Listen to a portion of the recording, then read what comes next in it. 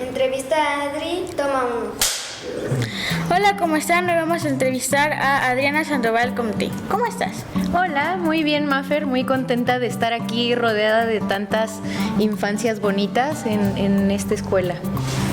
Bueno, empezamos con las preguntas. ¿De dónde eres y dónde vives? Yo soy de Aguascalientes, al centro de México, y ahorita vivo, desde hace más de 10 años en Coatepec, Veracruz. Ok. ¿Cómo eras de chiquita? Pues era una niña muy curiosa, muy preguntona. Me gustaba mucho caminar con mis abuelos, con mi papá y estarles preguntando el por qué. ¿Por qué esto? ¿Ese árbol qué es? Siempre me recuerdo como muy juguetona. Jugaba mucho a las grandes expediciones y aventuras con mis primos. Entonces creo que parte de cómo me recuerdo es como muy preguntona y muy curiosa. ¿Cómo nació tu interés hacia los anfibios? Ay, es buena pregunta. Fíjate que cuando yo estaba como a la mitad de la carrera teníamos que empezar a decidir cuál iba a ser el tema de la tesis, ¿no? Algo que yo sabía era que quería estudiar animales. Primero pensaba que me gustaban mucho los insectos, entonces empecé a platicar mucho con un profesor de la universidad que trabajaba con insectos, pero como que no me llamaba tanto la atención. Después conocí a un investigador que trabajaba con una rana, que es la que les traje a compartir de ese libro, que es una ranita de madriguera, con la que pude trabajar durante la licenciatura, y entonces pues desde ahí, como en 2007, empecé como a trabajar con los anfibios. ¿Nos contarías algo muy importante de tu crecimiento? Pues ha sido encontrarme con gente muy chida. O sea, gente que yo admiro muchísimo. Con las pláticas y con los proyectos, pues nos hemos ido acompañando y madurando, ¿no? Mucho apoyo. ¿Alguna vez quisiste estudiar algo diferente? No, creo que no. Pues cuando uno decide ya ir a la universidad, que empieza a hacer todos los preparativos para ver en qué carrera te vas a meter, justo te tienes que empezar a hacer ese tipo de preguntas.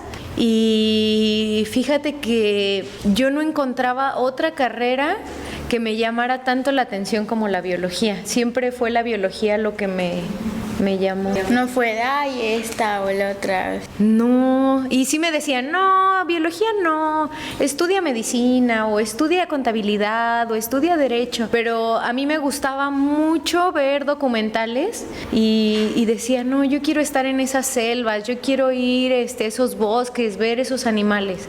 Entonces como que nunca me imaginé estudiando otra cosa. Siempre fue eso. Te puedo hacer una serie de preguntas muy rápidas, así, esto, lo otro, ¿así? ¿Tu color favorito? Verde. Ok. ¿Comida favorita? El sushi. ¿Persona favorita? Flor. ¿Anfibio favorito? Uy, eso está muy difícil. Me gusta mucho una salamandra que describí que se llama salamandra corrugata. ¿Hijos o familia con la que vivas?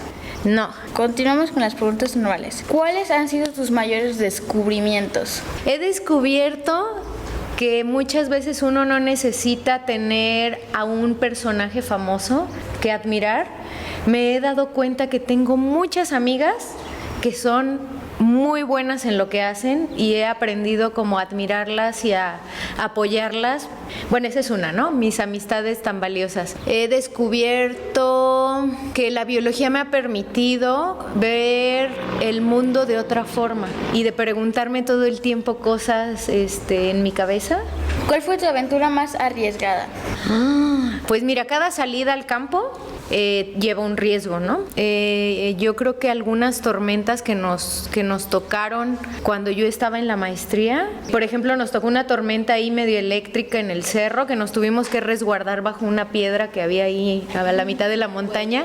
Sí, una cuevita, porque decíamos, no, si caminamos por aquí o nos cae una rama o nos cae un rayo. Entonces, esas han sido como las situaciones más riesgosas. ¿Cómo podemos las niñas y los niños apoyar el cuidado y la protección de los anfibios? Uy, la primera es informarnos. Hay un montón de especies de anfibios y aunque a veces no son tan populares, creo que hay especies que son muy lindas. Por ejemplo, esta que traigo aquí, que es una rana cristal, es una de las ranas que es muy vistosa, que ayuda a llamar la atención de los niños. Entonces, cuando los niños saben que hay otras especies de anfibios, empiezan a buscar y conocerlos y saber que no son venenosos, que no nos van a hacer ningún daño, que nos ayudan a controlar a las plagas, y eso puede hacer que los niños sean también como unos portavoces, los niños y las niñas portavoces del cuidado de nuestros animales y en este caso de los anfibios. Ok, eso es muy interesante. Traje unos libros. Esta es una de las ranas con las que empecé a trabajar los anfibios. Esta la trabajé durante la licenciatura en biología. Es una rana bien curiosa porque pertenece a una familia de ranas arborícolas, pero a lo largo de su evolución ha ido perdiendo como características de las ranas arborícolas. Las arborícolas son las que trepan a árboles y así, y que tienen en sus manitas unos discos que les ayudan a trepar. Esta ya no los tiene muy vestigiales, son más bien puntiagudos, y esta es una rana cavadora. Entonces se mete a una madriguera que puede ser muy profunda, vive pues en sitios muy áridos, ¿no? Entonces necesita resguardarse cuando hace mucho calor o no hay humedad, y con su cabeza tapa la madriguera. Entonces cuando caen las lluvias y quiere comer y eso, se asoma y ahí espera para cazarse un mosquito, una mosca, etcétera. Entonces este fue como mi primer anfibio con el que trabajé. Este otro libro me gusta mucho porque es muy artístico. También dentro de la ciencia luego nos apoyamos mucho del arte. Mira, trae datos muy curiosos, muy lindos de divulgación. Esta es una rana planeadora, le dicen rana voladora de Wallace, y esta vive en las copas de los árboles. Creo que es de Indonesia, me parece, no estoy muy segura. Pero bueno, vive en las copas de los árboles y lo que hace es que brinca, abre sus manos y patas y tiene mucha membrana. Esa membrana que tiene entre los dedos le ayuda a planear, entonces alcanzan mucha más distancia al planear. Entonces estas son ranitas dardo que viven en la Amazonía, que esas sí son venenosas. Acá en México no tenemos venenosas. Y bueno, así mira, esta es la rana que traigo yo aquí. Este es un regalo que me hizo Rodrigo del Jardín de las Esculturas. Y este es otro libro igual de anfibios, que también es de divulgación, que está muy lindo, con el que luego pues me apoyo para talleres y así, para explicar algunas cositas. Mira qué cosa más linda. ¿Esos son los huevos de rana? Sí, estos son unos huevitos de una rana, y aquí están como las etapas en las que puedes encontrar algunos anfibios que se reproducen por este modo que es acuático. ¿Qué le dirías a las niñas y a los niños que quieren ser científicos? Pues que hace falta mucha gente con visiones diferentes, que hay mucho por descubrir. Tan solo en el mundo de los anfibios se descubren cada año más de 180 especies. En el mundo es un grupo que tiene mucho que darnos, o sea, todavía hay mucha investigación con este grupo. Que tengan hobbies, que se fomenten en el arte, en la música, en la comunicación, que exploren otras herramientas y que entonces con esas herramientas enriquezcan sus investigaciones.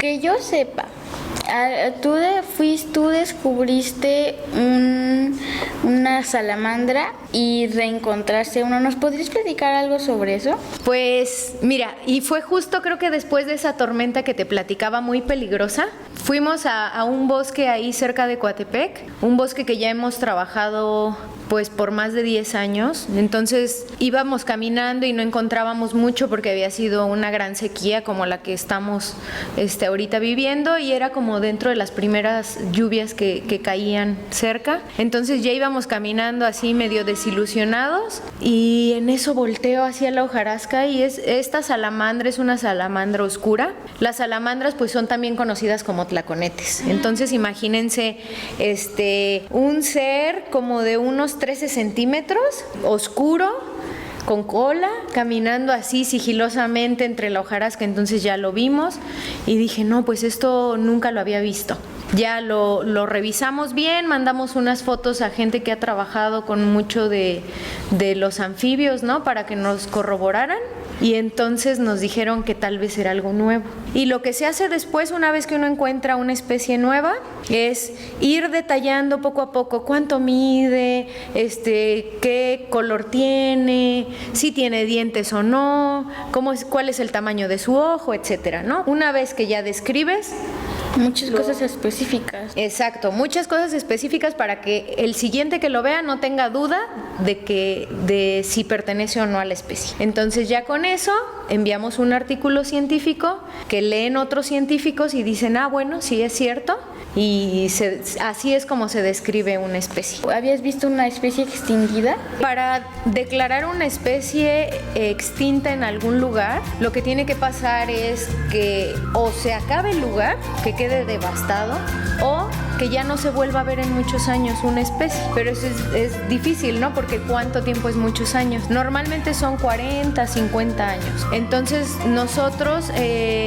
encontramos una especie que no se había reportado en Jalapa desde hace más de 100 años. Y la encontramos ahí en el Santuario Bosque de Niebla, una zona pues muy linda, es un área protegida, es un pulmón para Jalapa y Coatepec, en donde habitan un montón de especies, no nada más anfibios. Ahí hay 3 especies de anfibios hasta ahora, incluida esta especie que no habíamos visto, que es una salamandra de cola larga, y también un montón de mariposas, de mamíferos y así, ¿no? Es un área que es de todos nosotros y que podemos visitar cuando queramos. Muchas gracias, esto fue todo con la entrevista de Adriana Sandoval con T. Muchas gracias. Adiós. Súper chido.